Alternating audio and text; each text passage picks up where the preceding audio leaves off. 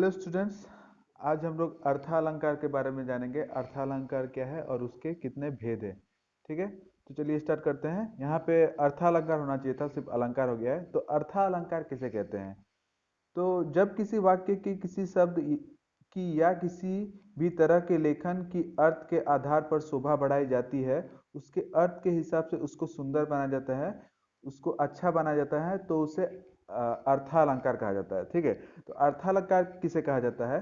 किसी अर्थ के माध्यम से कोई अर्थ निकले, कोई वाक्य से क्या होता है, या कोई पंक्ति से किसी चीज का अर्थ लिख ले और उसका शोभा बढ़े, तो उसे क्या कहते हैं हम लोग? अर्थालंकार कहते हैं। ठीक है, तो अर्थालंकार पूछता नहीं है, पूछता क्या है, उसके भेद क्या है और उसके उदाहरण जो है ये पूछे जाएंगे।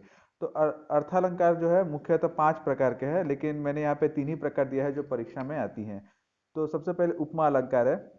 जब किसी चीज की दूसरी किसी विशेष चीज के साथ तुलना की जाती है तो उसे उपमा अलंकार कहता है। तो उपमा अलंकार किसे कहते हैं? जब किसी चीज का किसी विशेष चीज के साथ में तुलना, कंपेयर किया जाता है, तो क्या कहते हैं हम लोग उसको? उसको हम लोग कहते हैं उपमा अलंकार। जैसे कि पीपर पात सिरस मंडोला, यह एक है। और एक है आपका हरिपत कोमल कमल। दोनों का मतलब हम लोग जान लेते हैं। तो सबसे पहले जो है दूसरा नंबर पद का जो है पीपर पात सिरस मंडोला हरिपत कोमल कमल। तो इस वाक्य में हरि के पैरों की कमल के फूल से तुलना की गई है। हरि के पैरों को इतना कोमल बताया गया है कि वह कमल के फूल के समान कोमल है। तो यहाँ उपमा अलंकार है। अर्थालंकार का दूसरा भेद होता है रूपक अलंकार, उसको बाद में हम लोग पढ़ते हैं। तो क्या कह सकते हैं? तो हरिपद कोमल कमल। ठीक है, तो हरिपद कोमल कमल का मत क्या है कि हरि भगवान का जो है पैर क्या है, एकदम कोमल है, एकदम कोमल कमल की तरह है। कमल का फूल आप लोग देखे होंगे। तो यहाँ पे कंपेयर किसका किसका हो रहा है? कमल के फूल के साथ में भगवान के पैरों का, है ना।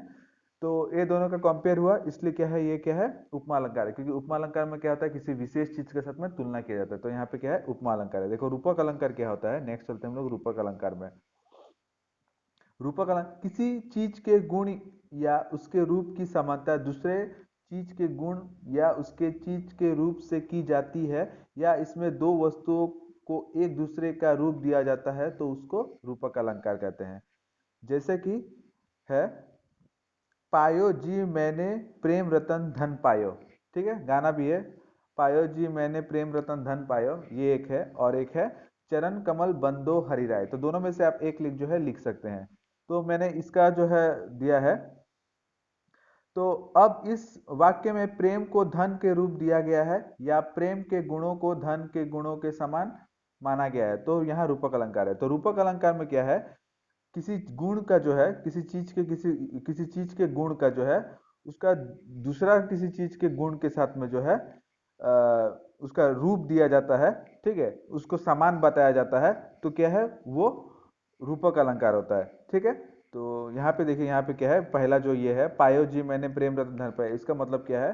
तो यहाँ पे प्रेम को जो है धन का रूप दिया गया है कि प्रेम रतन धन पायो, कि प्रेम जो है धन का रूप दिया गया है और दोनों दोनों का गुणों को जो है समान बताएगा। और यहाँ पे नंबर 2 का देखो, चरण कमल बंदो हरिराई। तो चरण जो है वो क्या है, कमल के समान जो है वो है।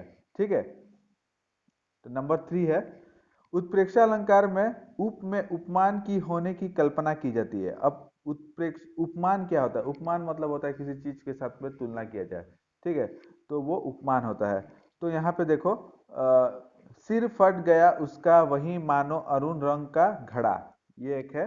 सिर फट गया उसका वही मानो अरुण रंग का घड़ा, ये है। और मुख मानो चंद्रमा है, ये दूसरा है। तो देखिए पहला वाला का, इस अलंकार में यह प्रतीत होता है किसी भी चीज को दूसरी चीजें के समान मान लिया गया है, जैसे और दोनों ऊपर वाले अलंकारों में ऐसा प्रतीत होता है कि शायद इसमें तुलना की गई है, लेकिन इस अलंकार में ऐसा प्रतीत होता है कि बिल्कुल दूसरी चीज के समान इस चीज को मान लिया गया है, जैसे मुख जो है वह बिल्कुल चंद्रमा के समान है।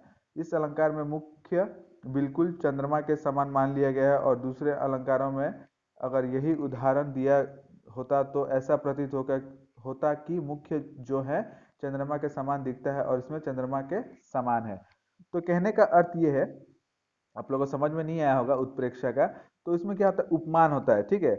उपमान का कल्पना किया जाता है, मतलब कुछ जो है कल्पना किया जाता है, कुछ बोलने पर जो, जैसे कि आप लोग को अवसर एक मिला होगा, उसमें किस प्रकार से व्यंग किया जाता है ना।